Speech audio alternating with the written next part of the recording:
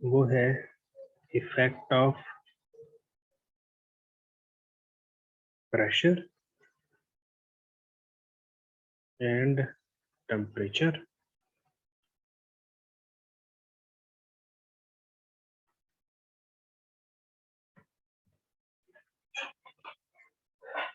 on viscosity of gases। तो यहाँ पर एक इम्पोर्टेंट पॉइंट है, और वो इम्पोर्टेंट पॉइंट ये है कि जब हम विस्कोसिटी ऑफ गैस और विस्कोसिटी ऑफ लिक्विड को देखते हैं, उन पे टेम्परेचर के इफेक्ट को देखते हैं, तो एक चीज हमको समझनी है। In case of gas temperature और विस्कोसिटी का इनवर्स रिलेशन होता है।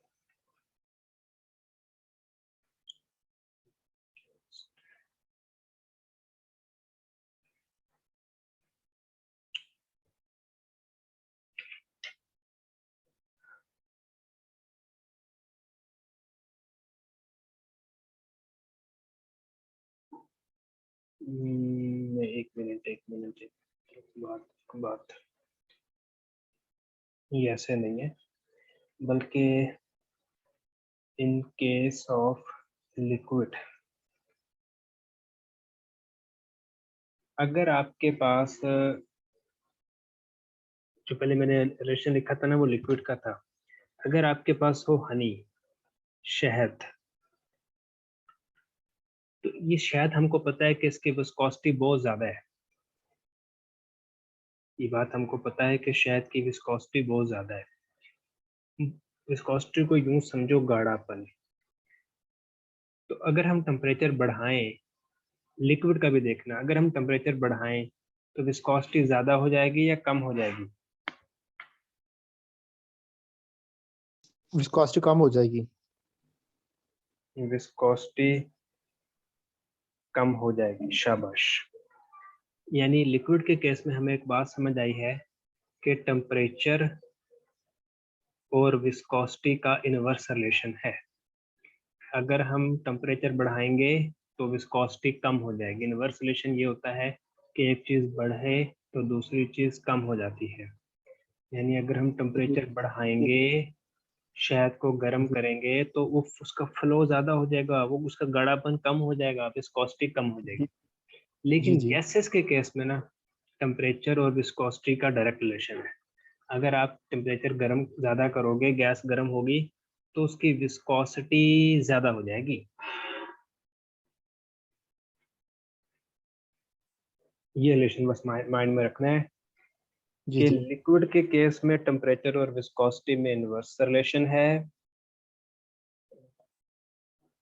जबकि गैसेस के केस में टेम्परेचर और विस्कोसिटी में डायरेक्ट रिलेशन है। क्योंकि जब हम टेम्परेचर बढ़ाते हैं तो गैस के मॉलिक्यूल्स की एक दूसरे में जो मूवमेंट है वो ज्यादा हो जाती है। यानी गैस के मॉलिक्यूल जा रहे हैं, टेम्परेचर बढ़ा दिया, अब गैस के मॉलिक्यूल की एक दूसरे के साथ टकरें, मूवमेंट ज्यादा हो जाएगी, जिससे उसकी विस्कोसिटी कम हो जाएगी।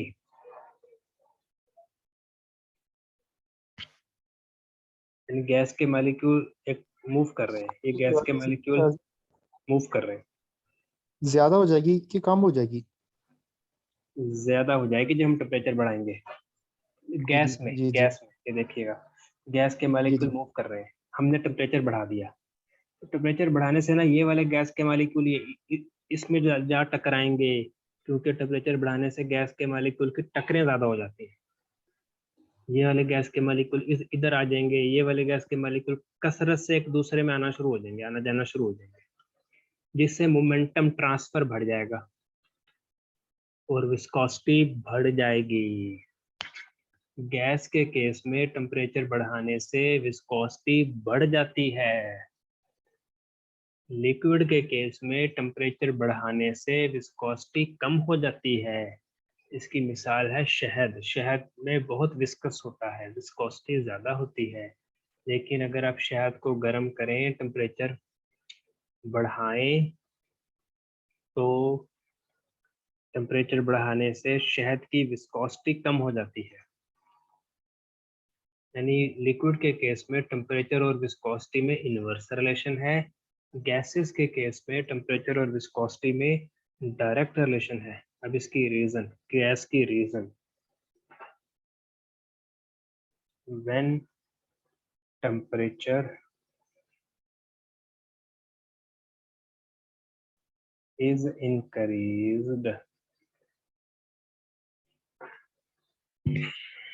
then the rate of transport of momentum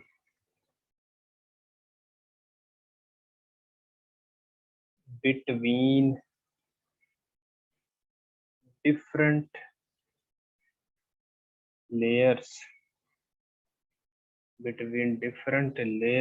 of gases also increase। जब टेम्परेचर ज्यादा होगा तो गैस की जो डिफरेंट लेयर्स है उनके दरमियान ट्रांसफर ऑफ मोमेंटम बढ़ जाएगा।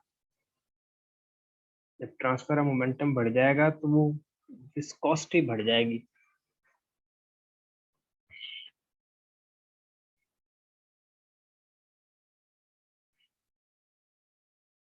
ये गैस की विस्कोसिटी का ये चक्कर याद रखना है कि गैस की विस्कोसिटी और टेम्परेचर में डायरेक्ट रिलेशन है, लेकिन लिक्विड की विस्कोसिटी और टेम्परेचर में इनवर्स रिलेशन है। अभी मैं इसे इरेज करने लगा हूँ। रेट लफ्ज जहाँ भी इस्तेमाल हो, इससे मुराद स्पीड ही है ना? हाँ, इसमें मुराद स्पीड ही है। जी जी।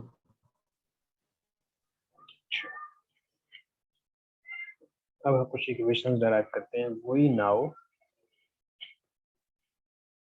Coefficient of viscosity, we now coefficient of viscosity eta is equal to 1/3 dc bar lambda। ये इक्वेशन हमने पीछे कहीं डेराइव कर रखी है या पढ़ रखी है। इसको कहते हैं इक्वेशन नंबर 1। जी। और we also know lambda is equal to 1/√2 pi sigma square n। इसको कहते हैं क्वेश्चन नंबर 2। ये जब हम मीन फ्री पाथ वाला टॉपिक पढ़ रहे थे, कुलियन नंबर वाला टॉपिक पढ़ रहे थे, या ये याद है मुझे। हाँ जी, लैम्डा लैम्डा इसी के बराबर है। जी जी बिल्कुल। वी आल्सो नाउ कि जो डेंसिटी होती है ये बराबर होती है mn/na। mn का मतलब है मैस और na का मतलब है एवोगाड्रो नंबर। mn का मतलब है मैस, na का मतलब है एवोगाड्रो नंबर। अच्छा, और इसको इक्वेशन नंबर 3 कह दें। वी नाउ एक और इक्वेशन जो कि हम जानते हैं वो है सी बार, एवरेज वेलोसिटी, या यू बार भी कई किताबों में लिखा है 8RT/πm। एवरेज वेलोसिटी बराबर होती है 8RT/πm। इसको इक्वेशन 4 कहते हैं। अब ये जो सारी की सारी इक्वेशन है, 2 है, इक्वेशन 2 है, 3 है, 4 है, इसको इक्वेशन 1 में तो लिखें put equation number 2, equation number 3, equation number 4 in equation 1। तो इक्वेशन 1 क्या होगी? Eta is equal to 1/3, eta is equal to 1/3। इस d की जगह पर मैं लिख दूंगा mn/na।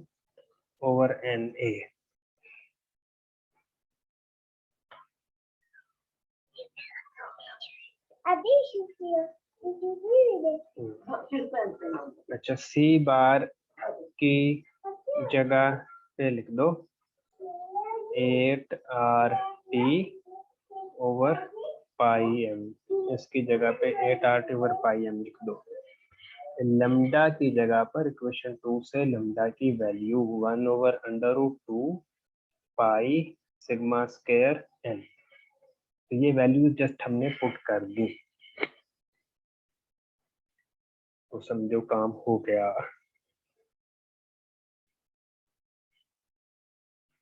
इसको थोड़ा सा हमें मैथमेटिक्स करके सॉल्व करना होगा। Theta is equal to 1 over 3, ये जो 8 है ये चूंकि सारे नंबर हैं तो under root 8 over under root 2, numbers को हमने साइड पे कर लिया। जी जी ठीक, अच्छा चीज है, इस रिलेशन को देखना पड़ेगा, इस रिलेशन को थोड़ा सा समझते हैं। क्वेश्चन जो 3 है, हमारे पास एक रिलेशन जो होता है कि mass over Avogadro number, mass over Avogadro number, ये बराबर होता है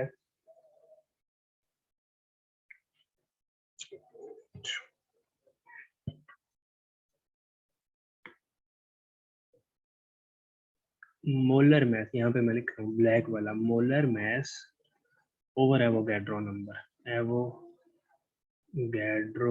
नंबर।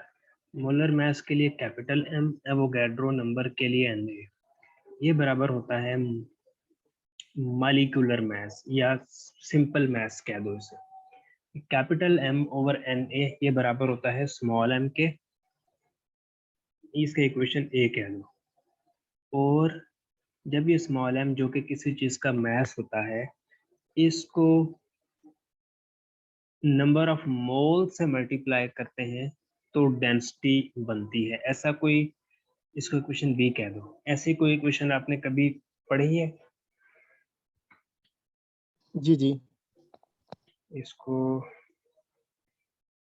बस एक मिनट में चेक कर लूँ ए और बी इक्वेशंस को।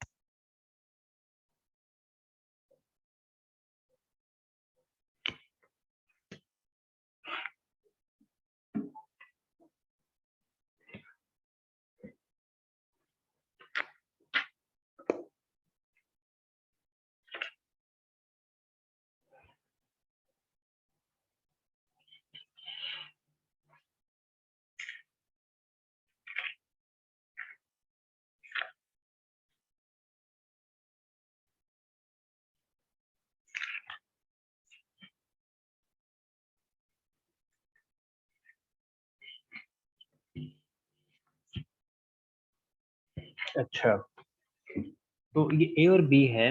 ए ये है कि किसी चीज के मोलर मास को एवोगैड्रो नंबर से मल्टीप्लाई कर दिया जाए तो वो स्मॉल एम मास बन जाता है, जनरल मास। मोलर मास और जनरल मास में फर्क ये है कि मोलर मास का मतलब होता है 1 मोल का मास, और ये वाला जो मास है इसका मतलब है 2 मोल का भी हो सकता है, 4 मोल का भी हो सकता है, 10 मोल का भी हो सकता है।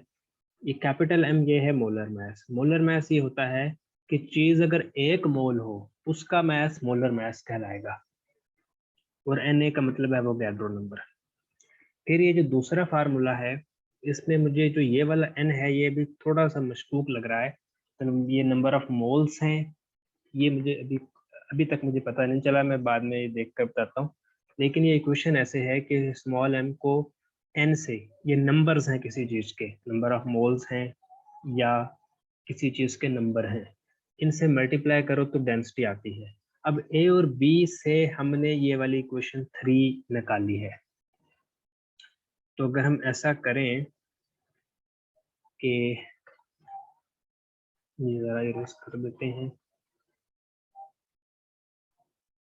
इक्वेशन ए एंड बी से ये वाली इक्वेशन 3 बनानी है। तो इक्वेशन बी की, अगर इक्वेशन बी को मैं ऐसे कर दूं, बल्कि यूं करूं कि इक्वेशन ए को बी में पुट कर देता हूं। Put equation A in equation B, क्योंकि इक्वेशन बी में जो m है स्मॉल m, इसकी जगह इक्वेशन ए से स्मॉल m की वैल्यू पुट कर सकते हैं। तो हमारे पास क्या हो जाएगा, density is equal to capital M into small n over capital N, ये बन जाएगा। ये इक्वेशन 3 है। जी जी। बस ये इक्वेशन 3 बन गई। अब इनको मिटा दें, इक्वेशन 3 ऐसे बनी है। तो अब ये जो m के साथ n लिखा हुआ है ना, ये वाला n, इसे काट दें इस n के साथ, तो यहाँ पर सिर्फ m रह जाएगा, m ओवर n a हो जाएगा, और are T over pi m हो जाएगा, 1 ओवर पाई सिग्मा स्क्वायर हो जाएगा। बाकी क्योंकि बाकी जो कांस्टेंट चीजें थी हम उन्हें ऑलरेडी ही साइड पर ले गए हैं। Eta is equal to 1 over 3, under root 8 को मैं 2 का स्क्वायर इंटू 2 भी लिख सकता हूँ।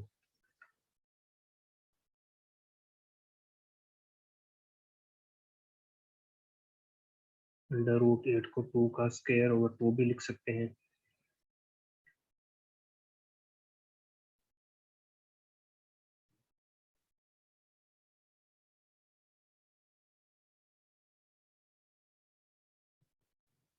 Capital M over N A R T over pi m under root, अगर मैं इसे m से कैपिटल M से मल्टीप्लाई भी कर दूं और कैपिटल M से डिवाइड भी कर दूं तो कोई मसला नहीं होगा। Eta is equal to 1 over 3, under root 2 का स्क्वायर मतलब, अच्छा अंडर रूट 2, इसको अलग अलग करके लिखते हैं, अलग अलग करके, capital M over N A R T M, और नीचे क्या आ जाएगा, pi m square 1 over pi sigma square.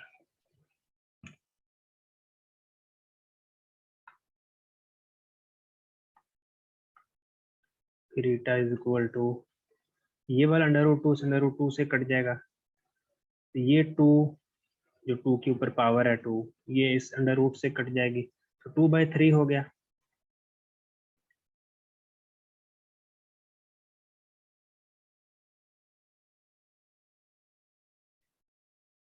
m over N A R T M over pi under root, ये जो m स्क्वायर है इसे मैं ऐसे करके लिख सकता हूँ, m square 1 over pi sigma square.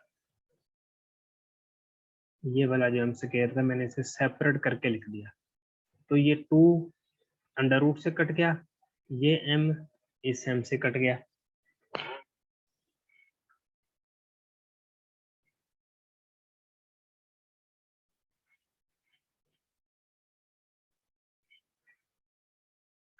जो बच गया 2/3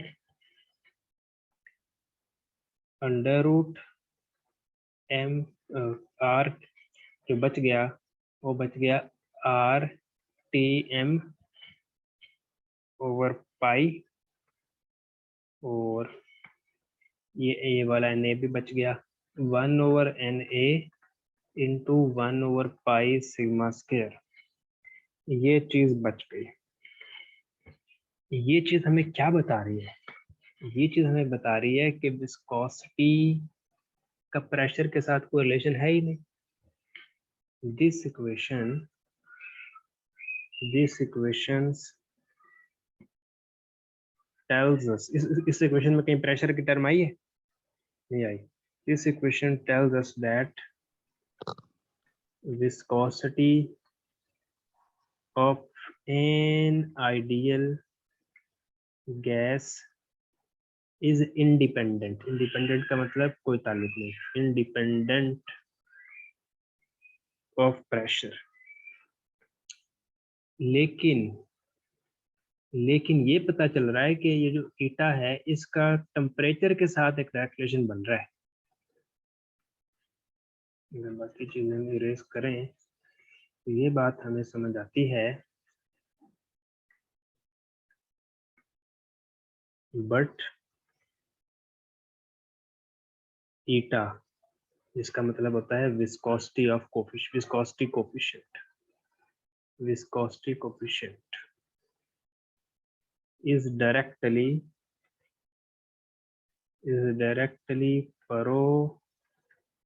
proportional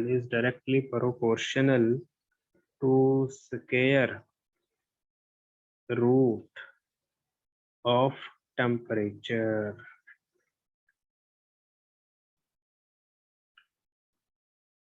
तो ये कुछ रिलेशंस थे जो हमने effect of pressure and temperature on viscosity of gas में पढ़ने थे। तो ये टॉपिक यहाँ पर है। कोई इसमें से काफ़ी मैथमेटिक्स के स्टेप्स हुए, तो अगर आपके माइंड में कोई चीज़ पूछने के लिए आ रही है तो वो आप जरूर पूछें। इसके अलावा effect of temperature and pressure on mean free path, ये वाला नहीं है ये टॉपिक? इससे पहले जो आपने पढ़ाई है तो है effect of temperature pressure on viscosity of gas, और यहाँ पे अगला जो है effect of temperature pressure on mean free path. अच्छा सर, आपसे पूछना, ये कोफिशिएंट का सही इसका क्या मतलब होगा, थोड़ा सा समझा। जैसे विस्कोसिटी का एक आम मतलब यानी गाढ़ापन, तो कोफिशिएंट मीन क्या इसका? सही को विस्कोसिटी का मतलब है गाढ़ापन, कोफिशिएंट ऑफ विस्कोसिटी का मतलब है कोई ऐसी चीज जो विस्कोसिटी की पैमाइश कर रही हो, यानी विस्कोसिटी तो गाढ़ापन है। अब कोई ऐसा नाम जो जिसमें जरा विस्कोसिटी की पैमाइश कर रहा हो, यानी कोफिशिएंट ऑफ विस्कोसिटी जिसकी ज्यादा उसकी विस्कोसिटी ज्यादा, कोफिशिएंट ऑफ विस्कोसिटी जिसका कम उसकी विस्कोसिटी कम, यानी कोफिशिएंट ऑफ विस्कोसिटी एक ऐसी क्वांटिटी समझ लो जो विस्कोसिटी की पैमाइश कर रहे हो, जो ये बता रही हो कि जिस चीज की कोफिशिएंट ऑफ विस्कोसिटी ज्यादा होगी उस चीज की विस्कोसिटी ज्यादा होगी, जिस चीज की कोफिशिएंट ऑफ विस्कोसिटी कम होगी उस चीज की विस्कोसिटी कम होगी। अब हम यूं भी कह सकते हैं कि फलां चीज की विस्कोसिटी ज्यादा है, फलां चीज की विस्कोसिटी कम है। तो ये एक आम टर्म है, आमियाना सी टर्म है आम लोगों के लिए। लेकिन जब कोई फिजिक्स या केमिस्ट्री के स्टूडेंट या साइंसदान किस्म के लोग बोलते हैं तो वो ये नहीं कहते फलां की विस्कोसिटी ज्यादा फलां की विस्कोसिटी कम, तो वो जरा मखसूस टर्म्स में बात करते हैं। वो कहते हैं कोफिशिएंट ऑफ विस्कोसिटी इसकी ज्यादा, कोफिशिएंट ऑफ विस्कोसिटी उसकी कम। तो कोफिशिएंट ऑफ विस्कोसिटी का अगर हम इसके फार्मूले से समझें तो एक इक्वेशन हमारे पास बनती है कि फ्रिक्शनल फोर्स डायरेक्टली प्रोपोर्शनल है एरिया के जहां पर गैस फ्लो कर रही है, और du बाय dx क्या था, वेलोसिटी ग्रेडियंट।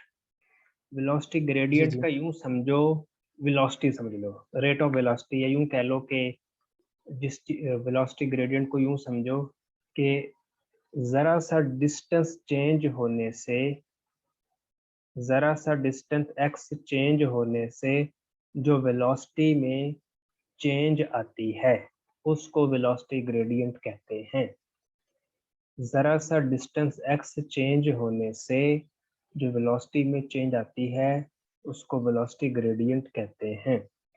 अब वेलोसिटी ग्रेडियंट को एरिया से मल्टीप्लाई करो तो अच्छा, फोर्स ऑफ फ्रिक्शनल ये डायरेक्टली प्रोपोर्शनल है एरिया के, यानी force of friction directly proportional area का मतलब कि जहां पर गैस फ्लो कर रही है वो एरिया कितना है। अगर एक बहुत बड़ा पाइप है और एक छोटा सा पाइप है तो जो फोर्स ऑफ फ्रिक्शन होगी वो छोटे से पाइप में तो थोड़ी सी होगी, लेकिन बड़े पाइप में जहाँ गैस ज्यादा है गैस के मालिक्यूल अरबों खरबों हैं, तो वहां पर फोर्स ऑफ फ्रिक्शन ज्यादा होगी। छोटा सा पाइप है, वहां शायद 4-5 गैस के मालिक्यूल हो, तो वहां फोर्स ऑफ फ्रिक्शन कम है। यानी फोर्स ऑफ फ्रिक्शन डिपेंड कर रही है एरिया पर और वेलोसिटी ग्रेडियंट पर। तो साइन ऑफ प्रोपोर्शनलिटी को कर दिया खत्म। तो कोई कोई कांस्टेंट लगाना है, तो जो कांस्टेंट है उसे कहते हैं ईटा, या माइनस का साइन आता है लेकिन उसे भी इग्नोर कर दो।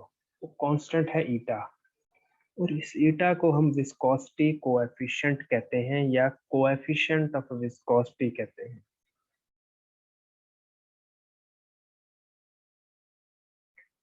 और कोफिशिएंट ऑफ विस्कोसिटी से ये समझो कोई ऐसी चीज जो विस्कोसिटी का बताती है, जो विस्कोसिटी का बताती है। अच्छा, एक तो ये बात थी। दूसरा जो आप कह रहे थे कि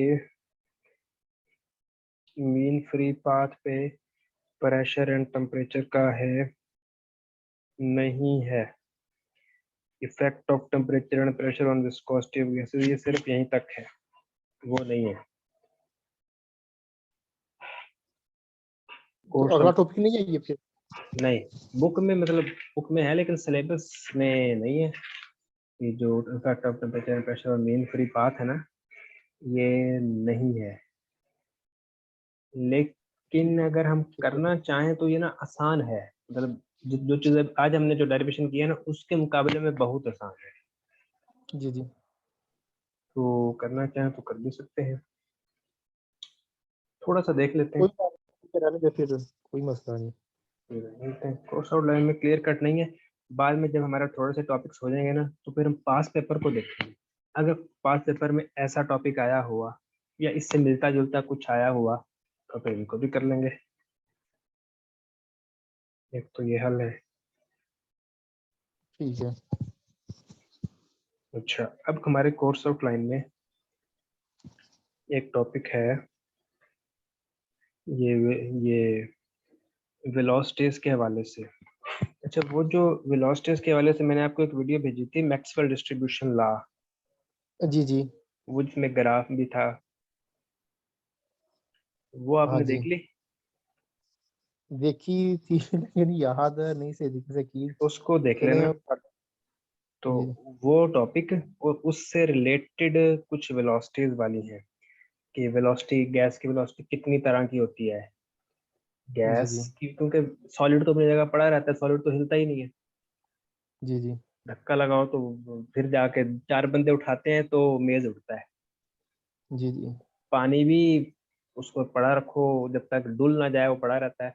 तो उनकी बिल्कुल उनकी जो वेलोसिटी है ना, वो कोई ऐसी बड़ी बात नहीं है। लेकिन गैस, कमरे के एक कोने में परफ्यूम छिड़को, दूसरे कोने में स्मेल आती है परफ्यूम की। यानी गैस के मॉलिक्यूल ना बहुत तेजी से हरकत करते हैं। तो गैस के मॉलिक्यूल की वेलोसिटी कई तरह की होती है। ये टॉपिक कोर्स आउटलाइन में शामिल है, कि concept of molecular velocities of gases. कि गैसेस की जो वेलोसिटीज हैं, velocities, velocity not viscosity, viscosity वाला अलग टॉपिक है, वेलोसिटी वाला जी अलग जी टॉपिक है। तो गैसेस की जी जी, जो मैं समझ। वेलोसिटीज हैं, वो कहता है कि इनका कॉन्सेप्ट बताओ और ये कितनी तरह की है ये बताओ। तो ये फिर इंशाल्लाह हम कल करेंगे। मैं वो वीडियो आपको ठीक है दोबारा सर। भेजता हूँ, मैक्सवेल ठीक है sir. Distribution of law. Okay sir. तो एक मिनट। नहीं, वो मैक्सवेल की वो जो थी वो पड़ी हुई है, बेशक आप वो ना भेजें, क्योंकि ये वो मैं कर लेता हूँ जो आपने भेजी थी ना वो। ठीक तो है, ठीक है फिर। तो इंशाल्लाह ये और कल ये चैप्टर खत्म कर देंगे। जी इंशाल्लाह ताला। ठीक, एंड कर दूं फिर? जी सर, ओके। ओके, अल्लाह हाफिज। अल्लाह हाफ़िज़।